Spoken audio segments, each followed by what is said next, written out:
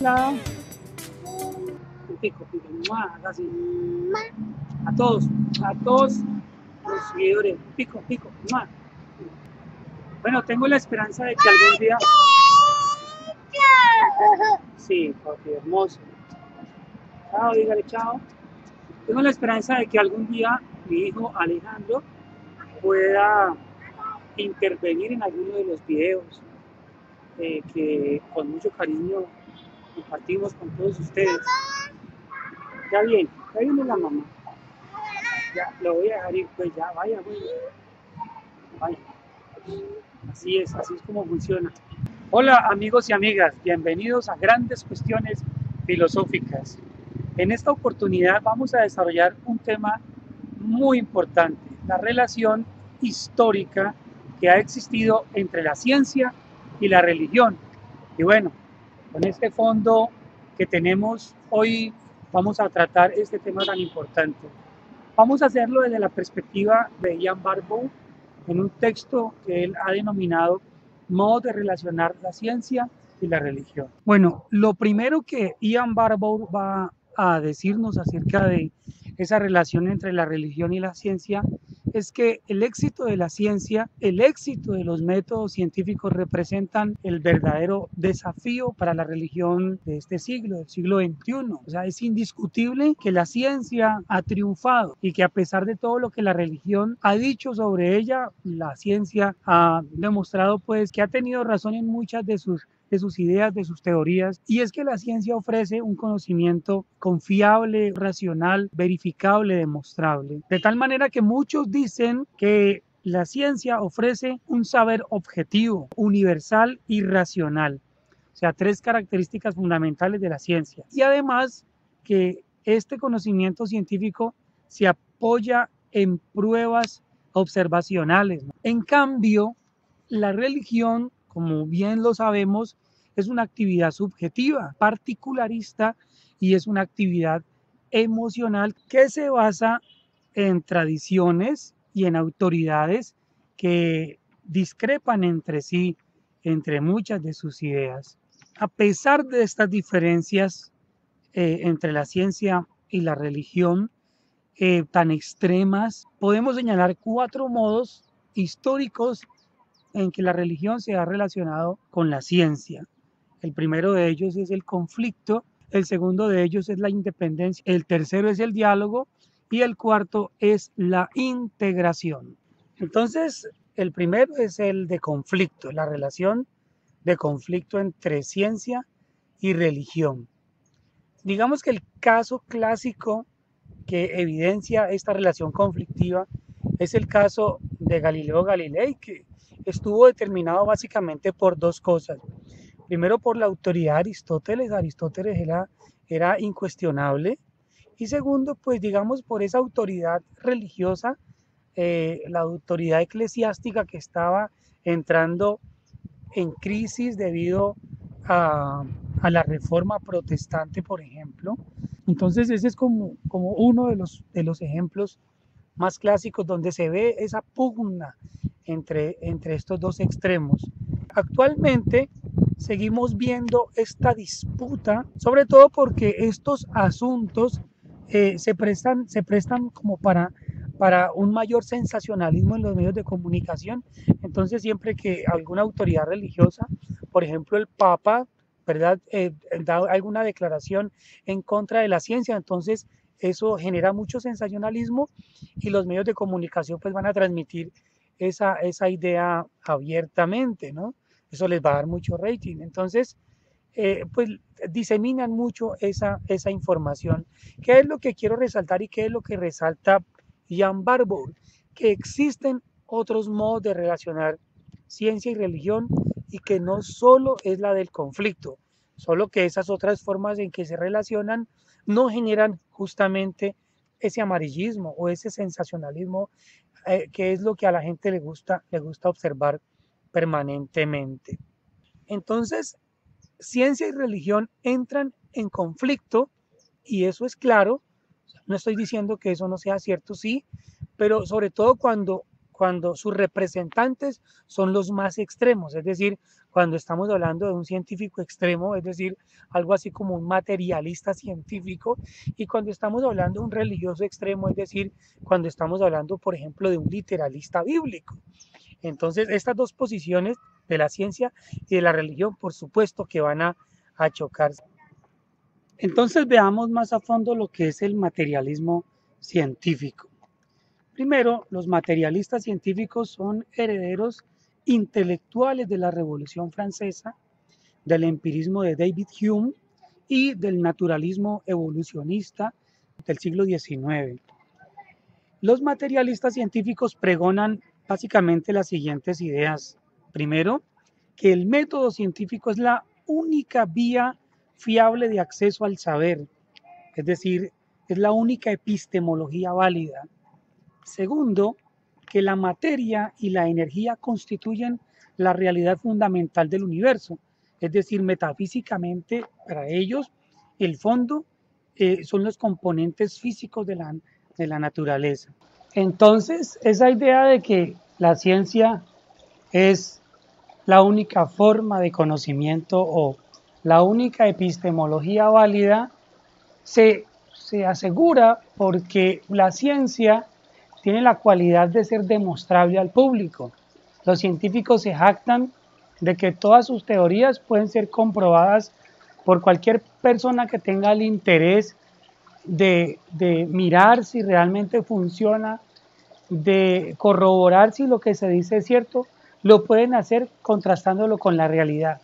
Entonces, digamos que ese es el lujo que se dan los científicos. Y cuando el científico materialista se refiere a la religión, pues lo va a hacer en términos, digamos, despectivos, por ejemplo, o descalificando la religión, diciendo que la religión definitivamente es inaceptable por básicamente tres cosas. Primero, porque la religión es cerrada, o sea, no está abierta a la discusión, los dogmas no están abiertos a la discusión.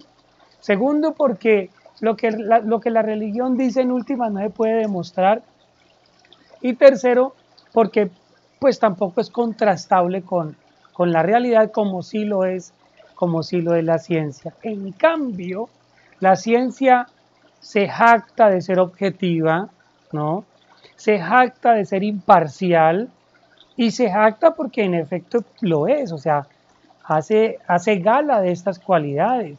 Además de ser objetiva, además de ser imparcial, la ciencia es universal, la ciencia es acumulativa y en ese sentido evoluciona, y la ciencia es progresiva, entre muchas otras cualidades de la ciencia de las que podríamos hablar.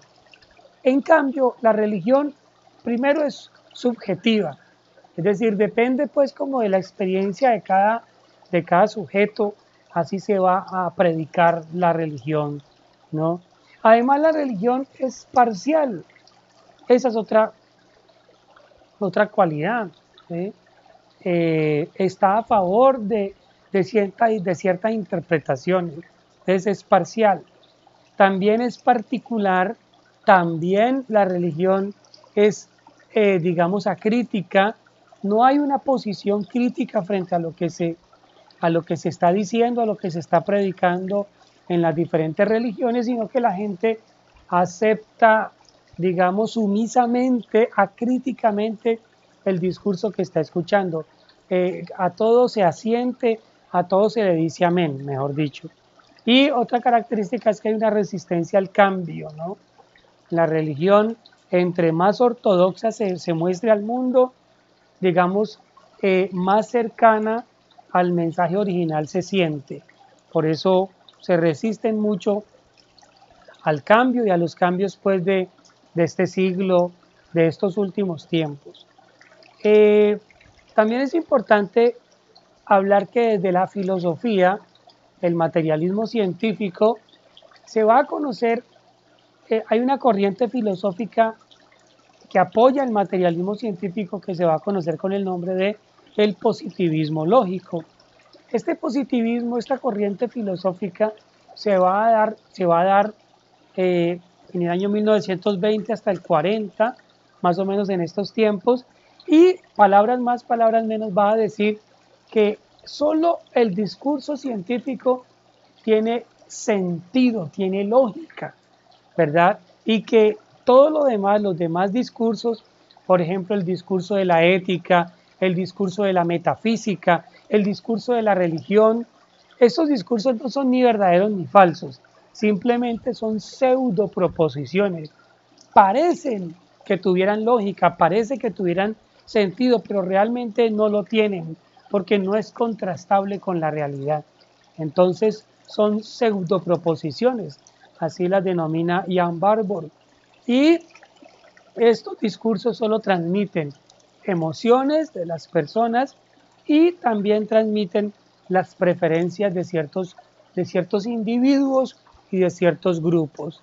Según Barbour, la ciencia no puede ser el único discurso tal como lo afirma el positivismo lógico. Y no puede serlo porque el lenguaje tiene diversos usos y tiene diversas funciones que, bueno, podríamos entrar a analizar más detalladamente en otros capítulos que se puedan hacer.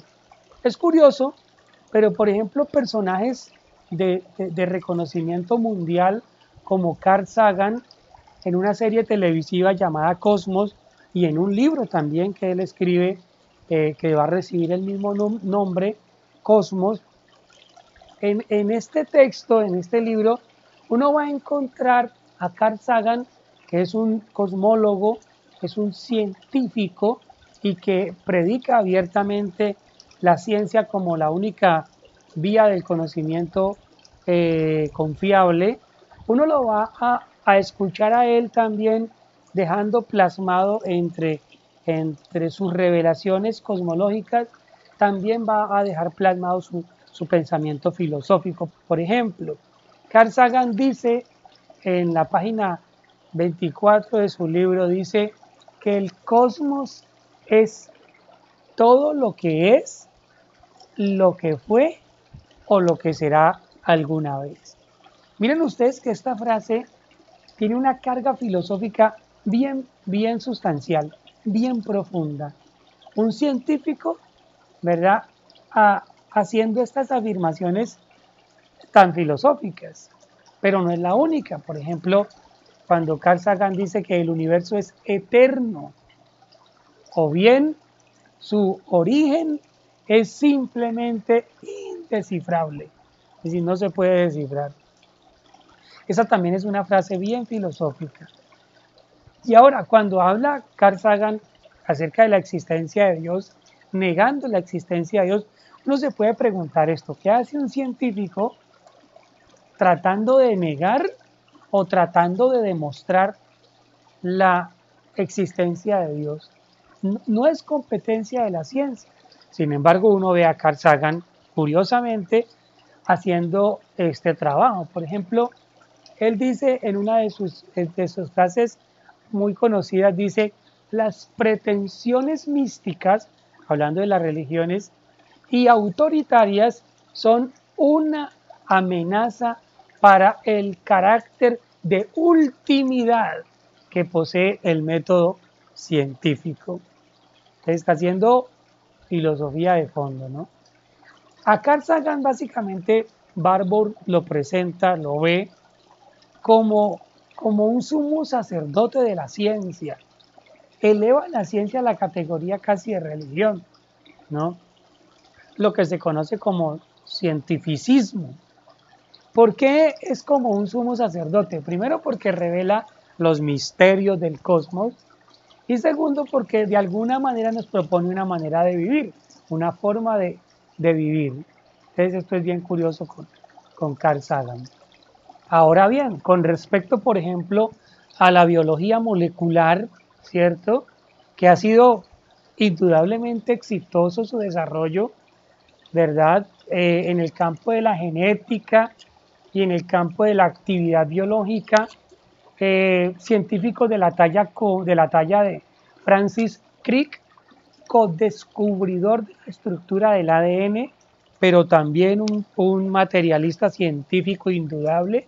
Él, por ejemplo, dice cosas como estas: el objeto último de las ciencias de la vida, ¿sí?, consiste, de hecho, en llegar a explicar toda la biología en términos de física y de química. Es decir, la física y la química finalmente van a ser capaces de explicar todos los fenómenos que hoy nos parecen un misterio. Tienen explicación, según Francis Crick, este biólogo, este científico, tienen explicación desde la ciencia física y de la ciencia química. No se necesita ni de la religión, ni de la ética, ni de ninguna pseudociencia, llamada por ellos pseudociencia, para dar explicación a estos fenómenos que simplemente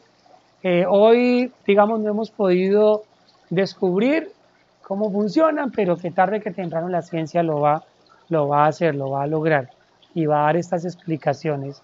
Ahora, hablemos un poco, por ejemplo, de Jacques Monod, otro gran pensador, en un texto que se denomina El azar y la necesidad. Jacques Monod va a decir que esa idea de la finalidad, por ejemplo, como la propuso Aristóteles, ¿sí?, la idea de que todo finalmente ha sido diseñado para un fin o cumple un propósito, eso no es cierto, no existe tal finalidad. Dice Monod: el hombre sabe al fin que está solo en la inmensidad, indiferente del universo de donde ha emergido por azar. Todo lo que vemos, todo lo que conocemos, todo lo que existe es el resultado del azar, según Jacques Monod. Pero además dice, el azar es por sí solo la fuente de toda novedad y creación en la biosfera. Es decir, el azar explica y justifica todo lo asombroso que hoy podemos ver en la naturaleza. Todo tiene origen en el azar. Del azar salió todo, según Jacques Monod. Dice él, todo puede ser reducido a simples y obvias interacciones mecánicas. Entonces, las células, los animales, incluso el hombre, para él, no son más que máquinas. Y la conciencia, que nos parece también tan misteriosa, también va a ser, según él, explicada finalmente por la bioquímica. Al respecto, Ian Barbour va a decir, sería más correcto decir que no compete a la ciencia estudiar los propósitos divinos, que es algo que hace Monod y que han hecho los materialistas que hemos analizado aquí, ¿no? Se han atrevido desde la ciencia a desvirtuar o a desmentir la divinidad. Entonces vuelvo con la pregunta, ¿acaso eso es una función de la ciencia? Ian Barbour dice, no es una función de la ciencia. ¿Por qué? Porque la divinidad no le compete a la ciencia. Los temas de la divinidad y los temas de la religión le competen a la teología, le competen a la filosofía, le competen a la metafísica, le competen a la ética, a otros campos del saber y no propiamente a la ciencia. Bueno, con estos científicos que hemos nombrado, cerramos el capítulo del materialismo científico. Los que llevan la ciencia a su lado más extremo, ¿no? A decir que la ciencia es la única fuente de conocimiento válido.